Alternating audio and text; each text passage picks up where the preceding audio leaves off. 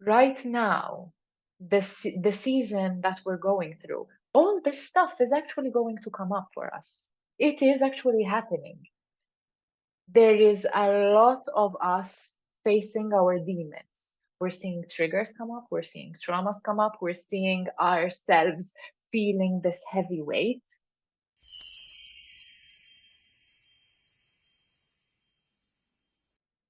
Hello, beautiful souls. Welcome to a new episode of New Earth Awakening, your space of spiritual exploration, empowerment, and inner wisdom, where we deeply value your personal sovereignty. I am very thrilled to introduce you to Mandy Portielli. Hello, Mandy. Welcome to the show. Hi, hello, Cara. Thank you for having me. So, for starters, could you please share how your spiritual path started?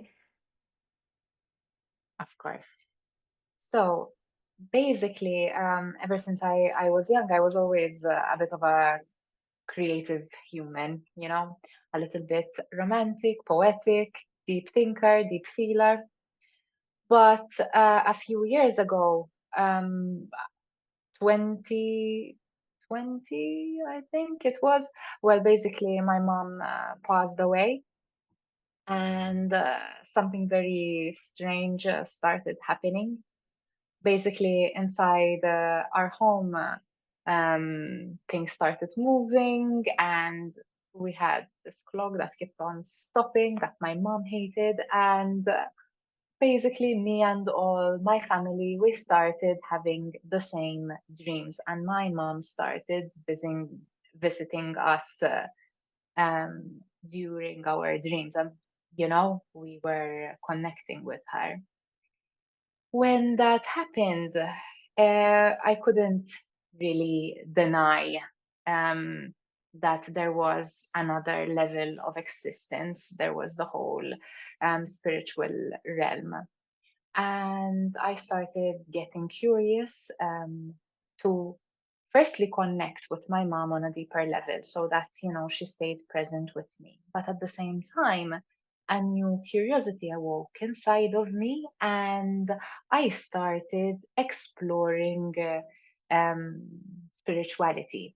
My journey began with paganism, and that is when I discovered actually tarot. But at that time, at the start of my journey, I practiced tarot readings very, very differently from how I do things today. At that time, I used to explore it from a pagan aspect and from a space of fortune telling, telling the future, asking, oh, what's going to happen and what will be. So there were still elements of not wanting to release control from my end. And then something funny happened where I continued my self development journey, and I went deeper into therapy with myself.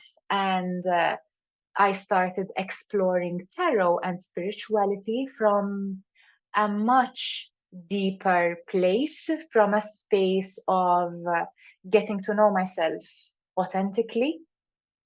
And I started working with my own subconscious mind and figuring out what traumas and beliefs were actually conditioning me into acting a particular way and into behaving a certain way, and therefore making certain choices in my life, which were reflected in my reality. So that is my story of my own self development and spiritual journey. But side by side, I was also giving tarot readings to my friends as a bit of a, ooh, look what I can do. And basically, the practice began, and year after year, it got deeper. So, as I was discovering myself on a deeper level and healing aspects of parts and parts within myself on a deeper level, So became my craft, which took more of a self-development approach where we stepped into what energies someone is sitting in the now and what kind of energy um, they should step into to reach their own goals or happiness or freedom. And now my practice looks more like how to alchemize emotions, how to shift into better spirits, um, nuances on how to practice certain tools and why. So that is basically how I do the practice now. So, how did it start for you to alchemize your emotions? Because, first of all, you need to get to know them on a deeper level, right? Yes. Oh, this one's a deep one for me. So funny story. Once upon a time, myself, I was completely disconnected from my body, and I was actually using food to numb myself from my emotions, and I was completely dissociated from my body. In fact, I didn't feel much. And then again, because I went on this whole self love healing journey, the way my relationship with food changed, it became much healthier. So I was no longer numb to sensations in my stomach, in my gut, in my heart. And that is when I started feeling again. When I started feeling, I became acutely aware once again of how sensitive I was. And that came back from how I was as a child, because I was such a deep feeler when I was a kid. They always called me really, really sensitive, and I was a crier because I felt everything so much.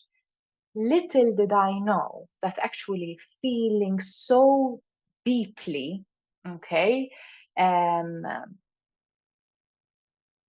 so feeling so deeply gives me actually access to the energy field of other people, because as an empath, I can feel others and tap into what other people's emotions are. In fact, I am what is called a clairsentient. But in order to be able to do that, I had to become in touch of what I was feeling, and here's the kicker, what certain triggers within myself meant as belief systems and limitations, which were, so to speak, holding me back, like which triggers were tied to self-worth, which triggers were tied to scarcity or the feeling of not being good enough or shame and judgment. In order to be able to do this for others, I needed to find these things within myself and heal them within myself and become aware of them within myself. I'm not sure, did I answer the question? Yes, it did. Thank you very much for sharing that. Yeah, that's so vulnerable of you. Thank you. So, let's talk a little bit about what makes your heart sing right now. Ha. Oh, what makes my heart sing right now? It's definitely music. It's definitely music. Actually, continuing a tiny bit from what you said before about being vulnerable.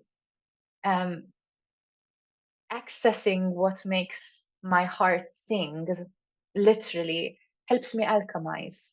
So let's say if a crunch is coming up in my heart, this crunch doesn't even need a story. It could be I was in a tiny bit of conflict with someone, or I saw something in real life that maybe made some sadness come up, or it could just genuinely be energetic or physical tired. Not everything needs a name.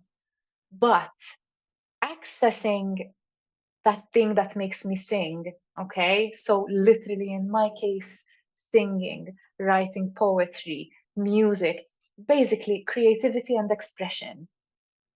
Pouring that out on paper or creating a song, that is literally my alchemization language. I alchemize when I sing, I alchemize when I play the drums, I alchemize when I dance. And yeah, I really wish this upon people for them to discover what language they need to alchemize their own emotions, whatever comes through them, so that we come back to oneness, not to escape the state of vulnerability or the state of rawness or the state of pain, because sometimes there is a small season of pain, especially when we're going through an ego death. But to learn how to alchemize, to learn what makes our heart sing, as you said, is so incredibly important and so freeing. So, yeah, it's music that makes my heart sing right now. You spoke about oneness. What does oneness mean to you? Okay, to me, oneness is that state of this innate knowing, this innate feeling of sitting back and being everything is as it should be. The world can be chaos around us, and we may be carrying emotions or be feeling soft or be feeling tender, or sometimes even we are slightly dysregulated. We can be even dysregulated just on a simple physical level, okay? But just knowing that if we use certain tools, we can come back to inner peace. We can come back to ourselves. We don't even need to be high energy. We don't even need to be la di da, but just peace. Everything can happen around us and we can still be in peace. Be in peace with ourselves and therefore also with everything outside of us, right?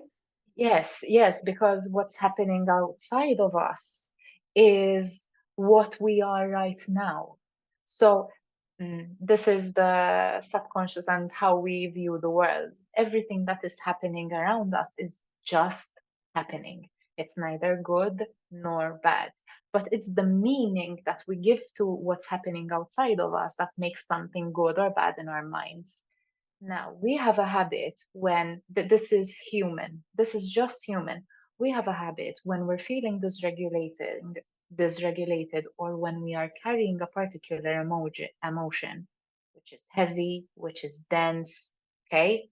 Not labeling the emotion as bad, just saying that sometimes when we're carrying sadness, grief, anger, we tend to grab a paintbrush and literally paint our life as sad, bad, depressed, when in reality we're just carrying a temporary emotion.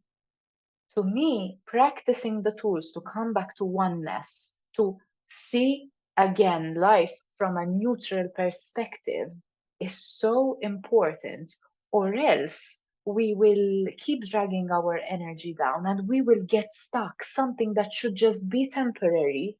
Emotions are always in motion. The good, the positive ones and the negative ones, you know? So coming back to oneness is coming back to that state of we are one with ourselves and we can witness life as truth, as neutral, as whole. Thank you. So you shared a little bit about this concept of duality. Could you please expand on what that means to you too? So there are many takes of this.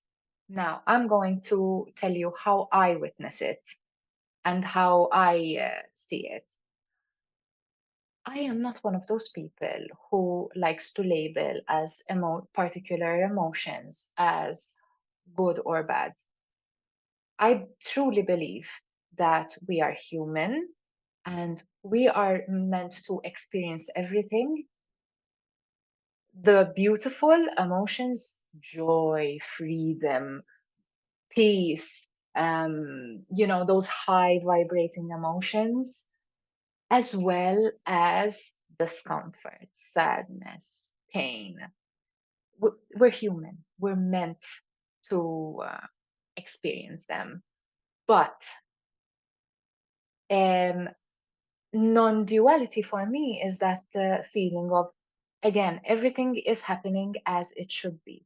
No labels. We are still one. We are still perfect. We are still whole within ourselves, no matter what we're carrying. In this world right now, we are giving so much meaning to what it is to feel sad, what it is to carry anger, what it is to carry something, that everything has meaning. Not saying that, we should be okay with feeling sad all the time and that is it, but this constant labeling of what is good and what is bad, and what it is to feel healthy and what it is to feel unhealthy, when in reality, everything is temporary, everything is transitory, and we are not separate from one another. So, this constant judgment of that category of people are great and we are bad, or the opposite, they are black and we are white. Everything is exactly how it should be. Everything is exactly how it should be. These are just realities of the human consciousness. Oneness, to me, and non duality is actually everything is happening how it should be, and we're always showing up where we need to be at that moment. That's deep. Thank you. So, could you please share a little bit about your take on masculine energies and feminine energies? How do you bundle it and bring it to this place of neutrality, of both being equally wanted and loved within us? So, first and foremost, great question. Everyone, irrelevant if we're, man or woman, we carry both energies within us, the masculine kind of energy and the feminine kind of energy, for lack of better words. um, we need these kinds of energies to do different things in our life. They work together, and sometimes we need within ourselves, we would be going through a particular season that maybe we need more the feminine energy to show up within us, or more the masculine energy to show up within us. For example, if let's say we're feeling low, or we're sick, or we're going through a season where we're a little bit tired, then the most beneficial and the most loving energy towards ourselves would be to step a little bit into our feminine and prioritize rest and prioritize self care and prioritize literally nesting a bit at home and prioritize being soft and tender and walk in power of being soft and tender. And this is again irrelevant whether we are man or woman. On the other hand, when we're working on our passion project, when we are working on, on not necessarily creating something, but expanding on something. So let's say we're trying to materialize something and bring it into the 3D world, into the structure and making it functional. Then we would step into our masculine and we're like, okay, then we need to do this, and then we need to speak to that person, and then we need to da da da da da da da da da, and there's the machine going at that. I like to say that the masculine is more structured and expansive and more concrete, whilst the feminine is softer, tender, or maybe more creative and more expressive and flowy, so more fluid, okay? Yeah, but they work together. We need both energies, to do different things in our lives. And we might be more in one energy in one season, and we might be in another energy in another season. We see what comes up and what we need. So, in regards of what we need, sometimes we need to utilize some tools to bring us back to this 0 point, right? What are the Yep. tools that you utilize on your daily basis? Ooh, great question. So, like I said before, sometimes stuff is happening around us or within us that causes dysregulation.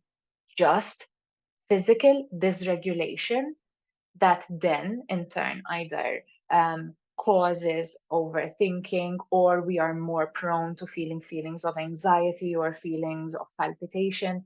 Okay, that would have meant that our nervous system is not regulated at that moment, and we need to come back to oneness in a physical sense. Stuff that works, tools that one can cultivate are various. There's aromatherapy, where if you smell certain scents, they help the body calm down. There's yoga as well. I love to do this 10-minute yoga practice every single day before I start my day. Yoga Nidra is amazing. Somatic therapy is great. There's also breath work that can bring you back to oneness, body scans, so many tools. And then regular old grounding techniques like being in nature, going to the sea, going to yeah, I said nature. Well, even going for a walk, something simple as having a shower, basically anything that can take off your mind, your awareness from your thinking, and bring it back to the sensory body. Thank you. So, which tool could you share with our audience right now? Could you guide us through some of those ways? How would you utilize it? Mm, Let's say if you were feeling low right now, what would you do? Okay, Guide us through. okay. So, um, I am. Okay, let's go with this one that it's really easy and I've been practicing a while. So there is this famous old box breathing. It is inhaling for 4, holding the breath for 4, exhaling for 4, and holding the breath for 4. And you just keep going for 4 times. It is box breathing. It is a tool as old as time, and it works every time to bring our nervous system back into one. It really helps you bring the body back to a neutral state, and then you start seeing how also the mind comes back to neutral, and we can go back down into our feeling space. And you'll also notice that maybe you start yawning and like a little tear comes down because you feel so relaxed. So that is the box breathing method. There's the 7-7-7 breath work that one can do. You can also inhale for 4 and exhale for 6. There are various. Something you should know about breath work, though, that is really important. A lot of people think that we should take in the air, and that is what's important. Let's breathe in more. But actually, we reset on the exhale. It is the exhale of, of the CO2. It is on the exhale that we reset. So it's not on how much breathing, on how much air, oxygen we take in. It's actually the longer exhale and making sure that we exhale completely. In fact, in Kriya Yoga, the exhale, it's like, it's like, let's free it all out of us. So that's a little bit about breath work.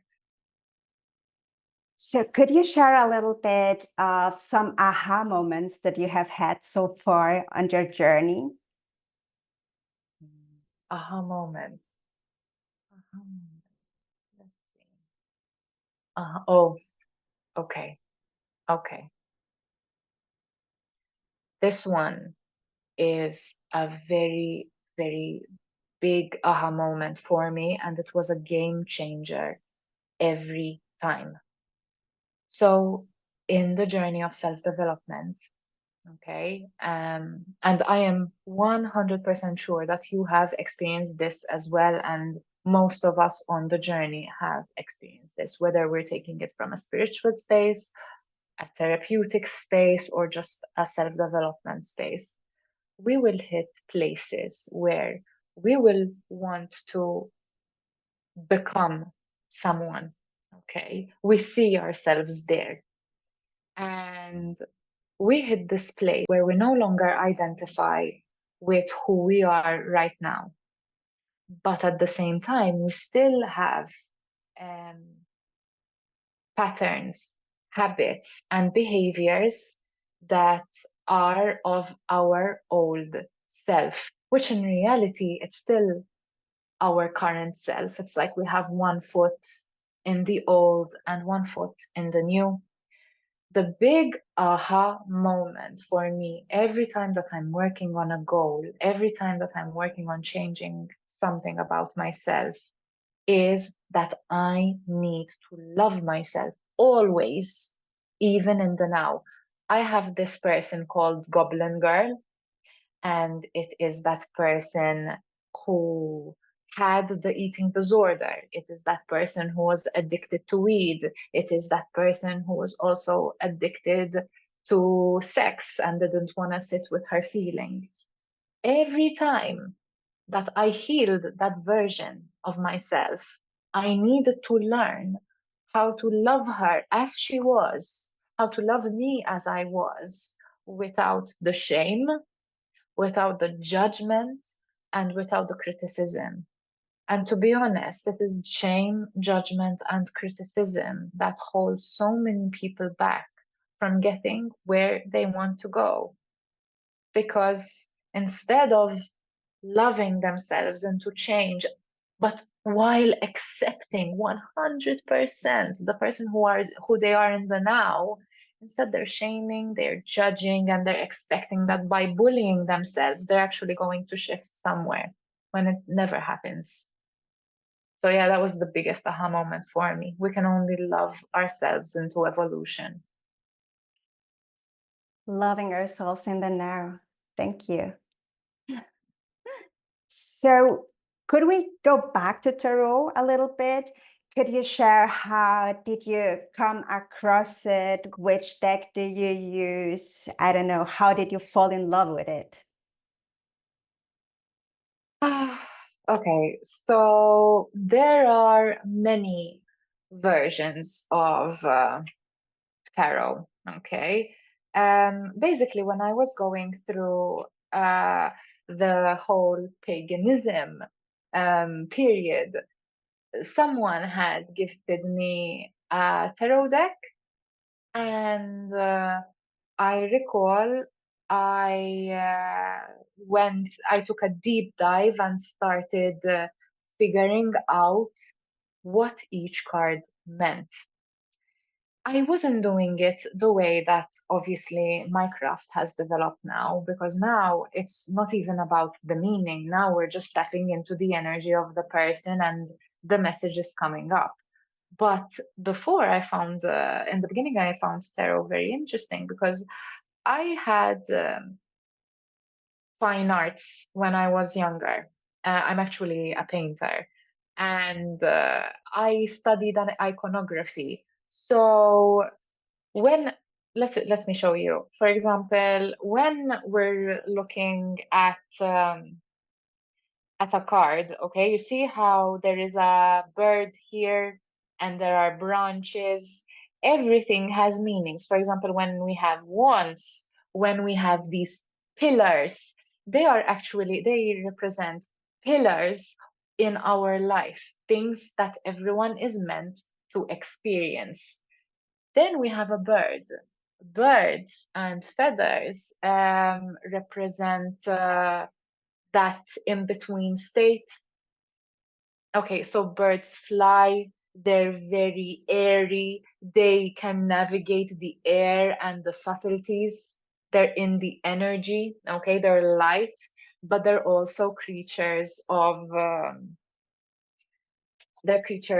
earth. So when there's a bird, it's like what's happening is coming from the beyond. Um, So yeah, it's the iconography that drew me to tarot, and I was mesmerized with it. For example, here another one. We have the butterfly. The butterfly is not only a symbol of enlightenment. So, whenever we see a butterfly and we're thinking of something in real life, we can always take it as a good omen, like our guides are guiding us. But it's obviously also a symbol of transformation. So, when, for example, we have the Queen of Swords here, and she's holding the sword, she has thought about a lot the things that are good for her. She's thought about the things that are no longer good for her. Okay, the swords represent intellect, they are an air item, so something that is mental, but it came from a place and space of inspiration. And with the enlightenment and the awareness of what is good for her and what's no longer good for her, and she doesn't want anymore, she's going to create boundaries for herself and she's going to stand for what's right for her. And that's what's representative of the Queen of Swords. There are many decks available. There are some decks which are more classic. Okay, for example, the Rider-Waite decks. I like to use decks which they're based on the Rider-Waite decks, but they have a bit of a twist. So this one in particular, okay, let me show you other ones. For example, the Nine of Wands, this is how it looks, and the Temperance card. This is a classical deck, okay, a classical Rider-Waite deck. But I like to use fun ones. For example, we have the modern witch deck here, which is a different take on the Rider-Waite. They would have different, more fun, let's say, imagery. For example, this is the Ten of Swords. It obviously doesn't look like this in the original deck, but this is the modern witch deck. Something that I find helpful is when I'm doing a reading, okay, to someone in particular, I just instinctively go for a deck without too much thought because I'm a firm believer that everything is happening as it should be. And if I picked this particular deck, then so be it. While I would be doing a reading, I would be in my heart space and I would already be feeling things, okay, because I am in that clear sentient space.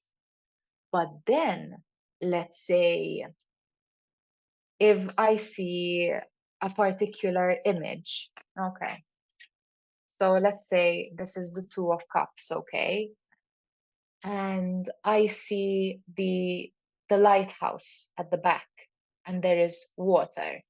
The lighthouse at the back of the Two of Cups is only particular in this deck. This can trigger something for me that actually gives me a vision. And while I'm doing the reading for someone, I'm like, you had picnics near a lighthouse with this person, and it triggers something. The image would trigger something. So that's why I keep different decks, because you don't know which image or which icon, which is particular to a specific deck, is going to give you access to particular information which is in the other person's field, which I can only interpret with what I see and what I feel. Because obviously I'm not actually a mind reader, I'm a feeler, you know? So yeah, that's a little bit about tarot. And we have like major arcanas in the tarot, which is really specific energy. For example, this is a major arcana. It is the tarot card. It is the card which signifies complete change of structure and perspective of our mind. And then we have more mundane energies. For example, the Four of Pentacles. This is a minor arcana. This means it's a good time to invest. Nine of Pentacles. We are happy in this energy, in this abundance of the now. Another major arcana, the Magician. We are in full manifestation mode, you know? So yeah, the minor arcana, which are more mundane energies in our day to day, and the major arcanas, which usually signifies the energy of the season and something big. Could you please share a reading with us of the energies surrounding us in the collective for those who are going to be watching this episode? And please guide us through the process. Okay. All right. So let's see what's going on for us. I will say, I'm sure 100% that you feel it as well. A lot is happening right now. A lot, a lot. So let's see what message is for us right now, for the collective. Okay. Yep, yep. Okay. So funny that we mentioned this regulation. We mentioned before that sometimes stuff comes up that doesn't even have a story. Things can be physical, things can be completely emotional, things can triggers can come up for us which are completely trauma based. Okay, so these are all things that can drive us in the fight or flight, and they can create inner conflict within us. Okay, the Five of Wands, separation. Separation. This can look like anxiety. This can look like discomfort. This can look like exhaustion, but that kind of exhaustion which makes you feel like, oh, I'm not good enough, what's wrong with me, and all that mental da, da, da, da. A major arcana, the High Priestess. Okay, right now, the season that we're going through, all this stuff is actually going to come up for us. It is actually happening. There is a lot of us facing our demons. We're seeing triggers come up, we're seeing traumas come up, we're seeing ourselves feeling this heavy weight. We're not necessarily actually meant to alchemize it immediately. Actually, we're meant to sit with it. Sit with it and see what wisdom needs to come out from it. This is the High Priestess. This is someone who truly understands their inner world. So if there is still stuff, okay, that keeps on coming up for us, now is the time to dedicate space. Keep in mind it's the fall season, for us to really sit with it and prioritize a little bit our inner world and see what meaning we are giving to certain things so that we can learn about ourselves and decondition and be closer to our power, you know, and take that whole mm, knowing, that knowing of ourselves. Thank you for the reading. Could you share a little bit about the work that you're doing right now? So, personally, right now, I am delving deeper into the subconscious and learning more about the subconscious. Um, in fact, I am working on developing more the ability to have visions and retrieve information from within myself and interpret the metaphor so that I can keep on developing that for others as well and help out others retrieve that same information within themselves. And I'm also studying shamanism. So basically, the connection with nature, the connection with elements such as sage, feathers, birds, trees, and the wisdom that we can retrieve from nature, that is actually wisdom about ourselves. Because once again, there is no separation. We are one. What is happening to us is actually happening to the earth. And this whole shifting of consciousness is happening everywhere and all around us. But apart for that, that is what's happening, backstage, what I am working on personally. But other than that, I facilitate tarot readings for others so that I can help them alchemize and shift their own energy into an energy that is more beneficial to them in this space. And then I also facilitate one-to-ones so that we can have chat, which is more of a supportive space. Again, I'm an energy reader, so we discuss what energy one is sitting in. If one's sitting in victimhood, if one is sitting more in their masculine and, you know, trudging through life, doing, when we need to sit in our feminine and be a little bit more and tap into stillness. So that is more of a compassionate space that I hold. Thank you. And now we will transport ourselves into the future. We'll make a little time travel to the year of 2050. So you are wherever you wish to be, and you just open your eyes and tell me whatever you see. Mm.